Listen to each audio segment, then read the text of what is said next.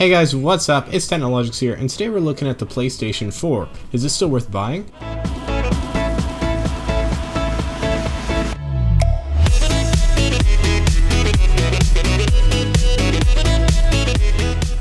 First off, let me just say that if you enjoy this, please feel free to like and subscribe for more content just like this. But moving on, let's start off with some background. So the PlayStation 4 was released back in late 2013 to great excitement among many Sony fans, and has beat the Xbox One so far by a large margin. This console is 3 years old now and is being updated in the form of the PlayStation Pro, which can output 4K. But honestly, if you don't have an next-gen console yet, you should just be fine with the original PS4. There's also the Slim version, which is pretty much the same as the original, without an optical out, no AV input, and it's also slimmer and lighter and takes less power. The design is one of the least and most important qualities of the console simultaneously.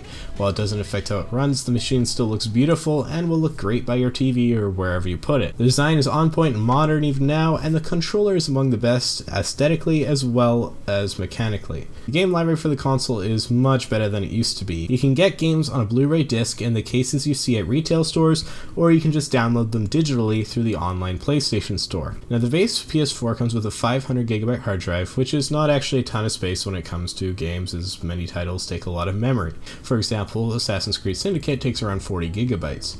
Smaller games such as Minecraft take much less space, however. This is even if you buy the discs, and the reason for this is so it installs it on the console, making it a much faster experience. This way, while the disc is still needed, it can play it directly from the hard drive. PlayStation Plus is a service required to play online games such as Destiny or Call of Duty. It costs about $60 a year, although you can get shorter subscriptions if you wish, and it also provides a few free games a month.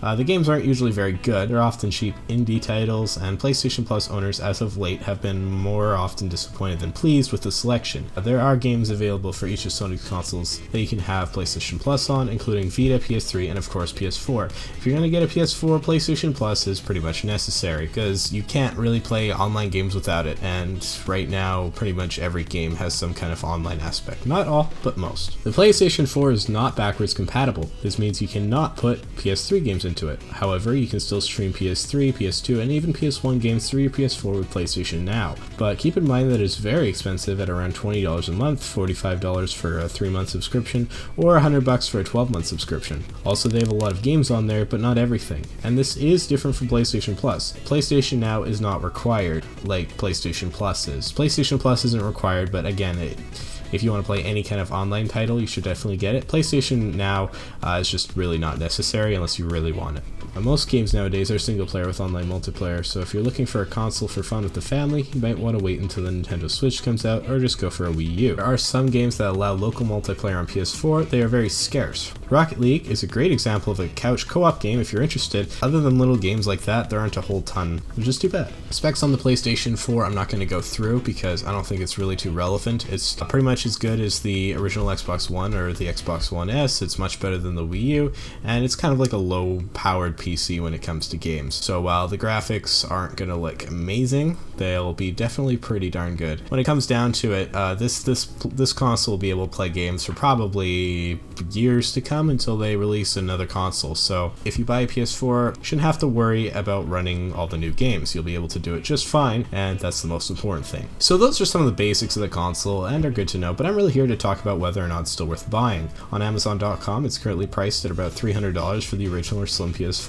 This isn't a ton of money considering what you get, and most of the deals are available as bundles, which means you get a game or two with them. However, with Black Friday coming up pretty quick here, as well as some other possible sales, you might want to wait for a price drop. So for the money, the PS4 can actually be a really good buy, I must say. However, that doesn't mean you should get one. First off, if you have an Xbox One, you probably don't need one unless you're desperate to play a Sony exclusive such as Uncharted 4. If you have a regular PS4 and are looking at a Pro model, I wouldn't bother. 4K is cool and all, but if you have a PS4, why spend more money just for a slight graphical improvement? If you don't have an next-gen console, or maybe just a Wii U, then this could be a good option for you or your children. It's not cheap, but it's not too expensive either, and it's definitely worth the amount paid. Just keep in mind that alongside the PS4, you will also need to buy games, possibly extra controllers, and of course PlayStation Plus. But in the end, it's a good option for anyone wanting to get into the current video game scene, as there are many adventures waiting to be played. That's all I got for you today. Please don't forget to like if this helped you at all. Or, I suppose you could dislike. That wouldn't really be nice, so please don't do that. Might make me cry. and let me hear your thoughts in the comment section down below on the PlayStation 4. Also, don't forget to subscribe if you want to see more content just like this. Anyways, I'm Technologics, thank you so much for watching, and I'll see you all next time.